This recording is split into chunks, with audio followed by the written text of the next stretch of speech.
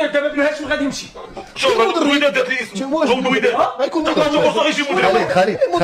خالد السؤال اللي يطرح نفسه اليوم واش عموته هو البروفايل المناسب انه يقود سفينه الوداد ولا عنده عصا سحريه ياك. حاجه واحده اخرى هي لي زانكريديو اللي كانوا عند سي بن هاشم ما نجحش بهم بانه وجد فرقه كومباتيف. كتبان لك فرقه يقدر صغيره ينجح بهم عموته اكيد اول حاجه المدرب لو ديسكور ديالو سياسه الاقناع. اول حاجه خص تكون عند المدرب وكيفاش لو ديسكور ديالو كيفاش كيقنع من الاشياء اللي كتكون نيجاتيف كيرد بوزيتيف للمجموعه، وكذلك كيكون عادل في المجموعه وفي الاختيارات ديالو. يعني لي زانكريديو موجودين، خاص شكون هو اللي غينجح هذوك لي زانكريديو اللي عند الوداد.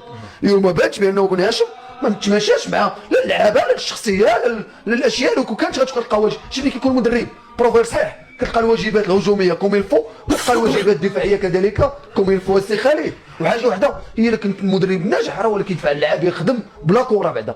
اليوم ما بانش السي باش بن هاشم بان بانه الوداد كبار من السي بن هاشم بانه يدربها، لحيت عرفتي علاش خدا المده الكافيه وما نجحش السي خالد اليوم.